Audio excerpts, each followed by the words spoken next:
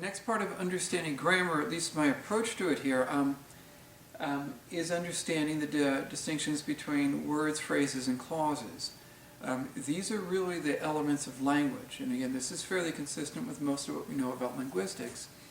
So this isn't just my approach, this is something that does play out. You're going to see this as we get through this book, but it's also very important to understand this because this is how we actually use language in our minds and in our writing. And most folks aren't quite familiar with this. And it really changes the way you're probably going to look at language. If you're already familiar with this, that's great, it'll help out. If you're not, and you've been taught that grammar is about, the right word in the right place, this is going to be a very different approach. It's going to be a little bit confusing at first, but once you get it down, it's going to make a lot of sense. So really language is not so much about words. That's a misconception. That misconception has often been ground in elementary school, junior high school, and even in high school, unfortunately. Instead, what we're going to do is try to break down language as really being a collection of words, phrases, and clauses.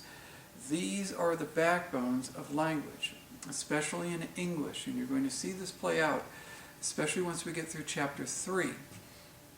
So, first of all, you might think, defining a word is kind of a silly thing to do, but I'm going to give you something of a functional definition.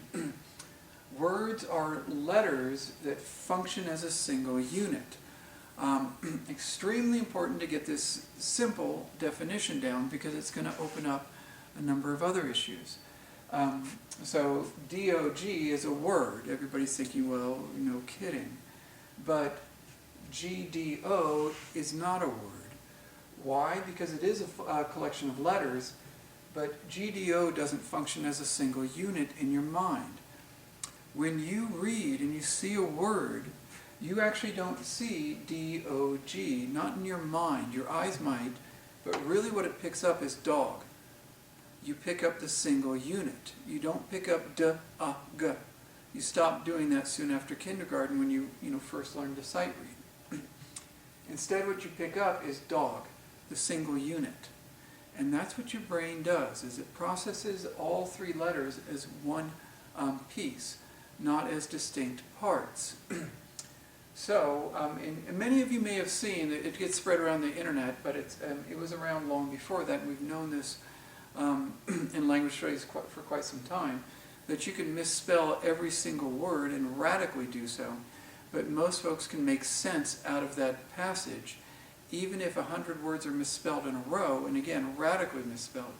If you're close in the approximation, people can make sense out of it. Why? Because they actually, it's called in linguistics and in psychology chunking. You put them together as single units. Even if one of the letters is off, you still put it together as a unit. So dog is put together as a unit, so are all words on a page. You put them as single units and that's how you process them. Okay, again, it's called chunking. Not important to keep in mind, really, but keep the concept in mind that a word is a collection of letters that function as a single unit. Okay? Now, phrases are something we're going to talk quite a bit about, especially in chapters 2 and 3, because they are also an element of grammar, a very important building block, and we also think in phrases. We don't think one word at a time. We think and we speak in words, phrases, and clauses. Phrases are really words, and you can guess it, are clumped together as single units. They're a collection of words, usually as, anywhere from 2 words to, who knows how many words, but they could be 4, 5, 6, 7 words long, and that whole thing will function as a single unit. Most phrases are anywhere from 2 to 5 words. The vast majority of them are. One type of phrase that I'm going to teach you, I generally teach 3 different types, we'll come back to them, is the prepositional phrase, over the hill. You actually don't process that as over the hill. you process it as over the hill, almost as if it is one unit, because really, psychologically, it is one unit. You think of the whole concept of over the hill as one unit. It just means going over the hill. The same way you didn't process this as O-V-E-R. You process it as over. Well, at the next level of language, you actually do that same thing with individual words. You process them as phrases. That's just the next level of language. But we work there too.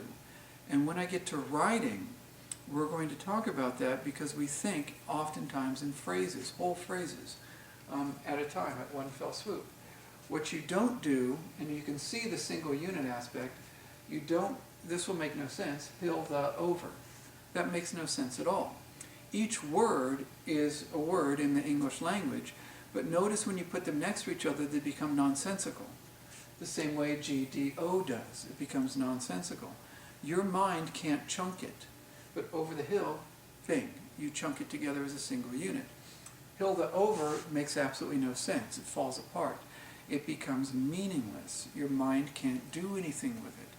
So this is very important to keep in mind. When we come back to phrases, which we're going to do very soon, we're going to come back to prepositional phrases, noun phrases, infinitive phrases, gerund phrases, and other types of phrases. It's always important to keep in mind they're going to function together as single units, all together. Okay? Writing the essay over the hill or to the house, grandmother's house, that's just a series of prepositional phrases. Over the hill and all that, those are prepositional phrases. Those are going to be single units for you, and they're going to function grammatically. And remember that English is broken into form, function, and style. They're going to function grammatically as single units. Okay? The next level we'll really get into with Chapter 3. It's the clause level. These are not just, these aren't phrases put together. These are really subjects and verbs. We're going to get into this with Chapter 3. It's a subject and verb that's going to function as a single unit. I'm not going to go too much into clauses right now, but I'm going to bring up a few issues. But I don't want to go too far in this because it'll get confusing without Chapter 3. But clauses are subjects and verbs. You probably have heard of clauses but didn't quite know what they were. If you do know what a clause is, great, you're a little bit ahead. If you don't worry, we're going to get into it in Chapter 3. But it's a subject and verb. That's a clause. That is not necessarily a sentence. That's where the confusion is often created. A sentence is not necessarily a subject and verb. It is not. Okay, it's very important to keep in mind. Many people have confusing definitions of a sentence in mind. I'm not going to define it or explain the definition yet, because we won't be ready for the definition of a sentence until we get to Chapter 3. Okay? But get rid of the idea that a sentence just has a subject and verb. That's not a very effective definition. It won't work. Instead, keep in mind right now that we're going to go through 3 different types of clauses. 3 different types. We're going to do the independent clause, which is absolutely essential to a sentence. To have a sentence, you must have an independent clause that has a subject and verb, and it can stand alone. An independent clause has a subject and verb, and it can stand alone.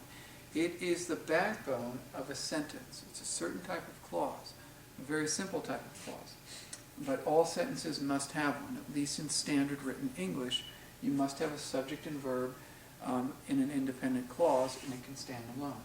The next type of clause is going to be the dependent clause, which I don't really want to go into yet, but I'm going to mention to you.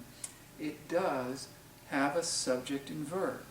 It's extremely important to understand that. A dependent clause has a subject and verb. It cannot stand alone. It has a fancy word in it at the front of it. It's really a type of conjunction, a subordinating conjunction, a word like when, after, or since, and then a subject and verb follows soon after. If I say since the essay was handed in, that has a subject and verb. Okay? The essay was handed in. That's the subject and verb. But it can't be a sentence because it has since at the front. That's a dependent clause. Okay? That can't be a sentence. So it has a subject and verb, but it cannot stand alone because of that subordinating conjunction. If you're confused, don't worry about it yet. We're going to come back to this really with chapter 3 and especially with chapter 4. Chapter 3 is going to go heavily into independent clauses. It's probably going to introduce dependent clauses, but we're going to cover them in detail in chapter 4.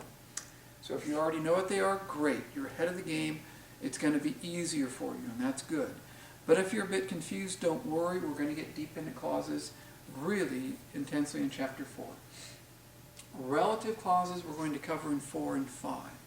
Relative clauses are those small little clauses that redefine nouns, such as who arrived at the party late.